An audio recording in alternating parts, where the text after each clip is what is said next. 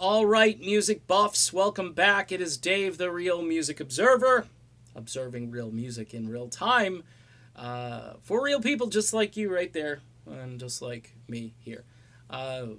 This Steve Perry interview, I told you I'd be back with this thing called the New Statesman. Don't know what it is. It's a print thing. There's no video. There's no audio, as far as I'm aware. Maybe some will turn up. This was not a good interview for Steve Perry. And I've had time to kind of process. I did a video about it initially, calling attention to the fact that I thought something was sort of amiss about Perry's timeline and what he talks about, and really holding on to this 20-year-old grudge. And people are saying to me, well, you can understand that, he's in this band and they tell him they're going to go look for a singer.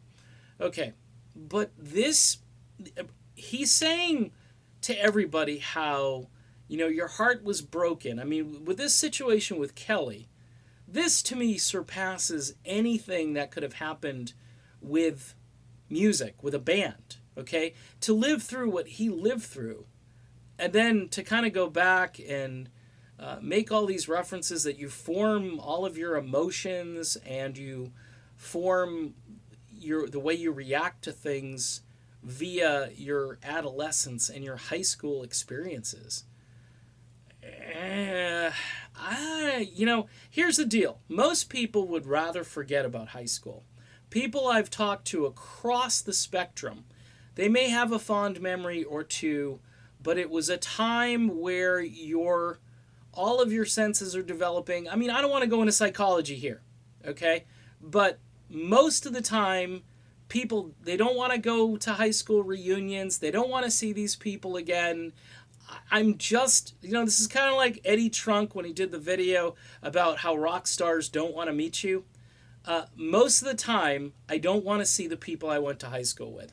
I'm just saying. It's good to kind of see their Facebook from afar.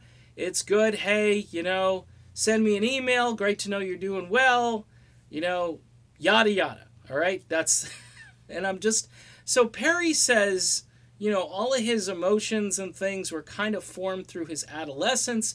And then he used that stuff to kind of react to other things, including stuff that went on 20 years ago with Journey.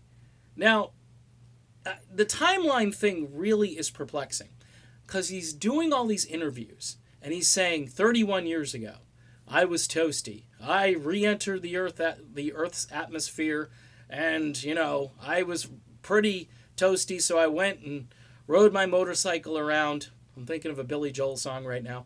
And kind of to purge and get it out of my system. It is a really great story, except for the fact that he says it's 31 years ago. Okay, there's a couple of things. There's actually 3, 4, 5 things that happened that are just a little bit curious as kind of a casual observer, which I purport to be. Okay, here are the things that are a little perplexing.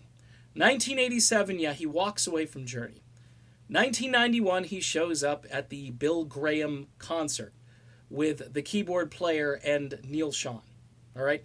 They play 3 or 4 songs, can't remember how many. Bill Graham, big promoter, got Journey probably a ton of gigs, lots of money in the pockets of everybody. Makes sense to show up and do this. Goes away.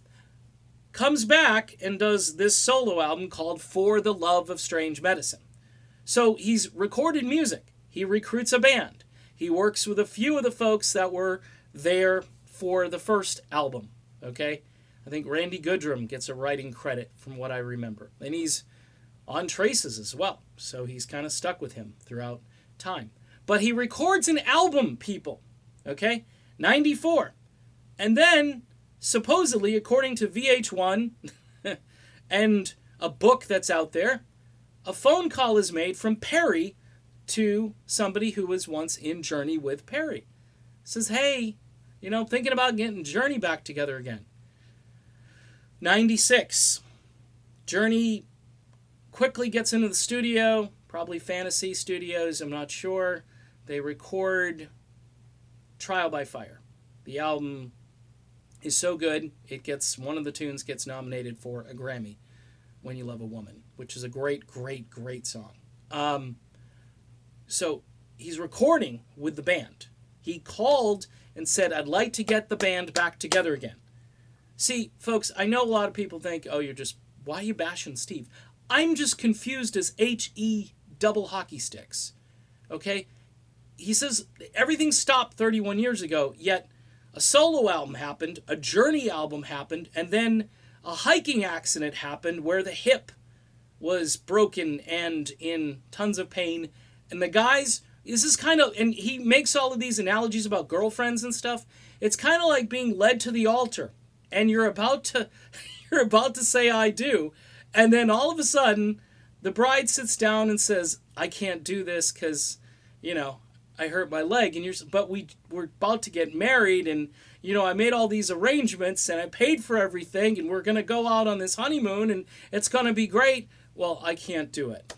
Well, and then the groom is basically like saying, hey, maybe if you think you could do it, because then we can still do what we're doing. So Perry drops some F-bombs saying, no, it's not my timeline. It's not what I want to do. Here's the problem that I kind of have with that is like, you brought everybody back together. And they're all being like, hey, this was all you that initiated all this stuff, and now we get it. You're injured, you're hurt. And I'd be like, after a while, 6 months, I'd be like, hey, so how's the hip? You thinking about the surgery, or, should we just ditch? What are we going to do? There's no communication, and then there's no explanation as to what happened in 98.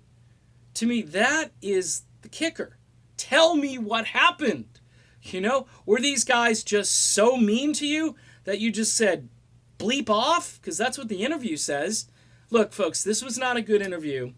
I think taking the high road, and I did a video about how Steve Perry takes the high road. This was not the high road.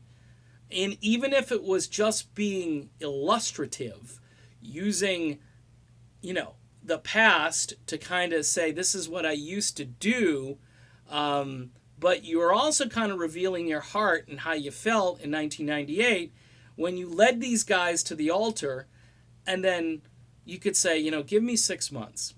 Give me 6 months to make this decision.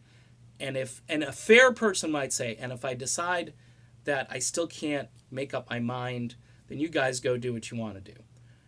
And the thing is, the name of the band, that was the kicker. Go out and do anything you want to do. Be anybody who you want to be, but don't be Journey.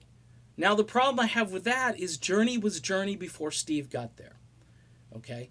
And Journey has been going strong for the last 20 years. In fact, it's helped make Steve's comeback more spectacular because Steve's music is still in the spotlight. Okay? So that's where I'm coming from. I don't really get where he's coming from on this. I think there has to be a point where you say, you know what? There's enough water under the bridge at this point. I'm not even going to bring that up. Because I thought that's how things were going to go. Because the other guys haven't brought it up. They haven't said, hey, he bailed on us. Because that's how it was portrayed in the VH1 doc and in a recent book. And I think it probably will resurface again. And Neil Sean's got the olive branch, the olive tree.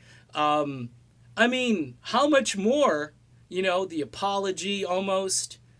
It's just, and lights, let's dedicate lights to Steve Perry tonight. I'm just thinking this through. You may have different thoughts. This isn't meant to bash on Steve Perry. I welcome his comeback. I'm digging the music. The album comes out October 5th. But man, oh man. Just stick to talking about traces and maybe leave your former bandmates out of the equation. All right? Even though fans want you to talk to Neil and want you to talk to whoever, just leave it out. And, forgiveness works both ways. And I think you need to forgive these guys because Journey is really Neal Schon's band. And I'm pretty certain it's going to be Neal Schon's band in the future. All right, done. See you later.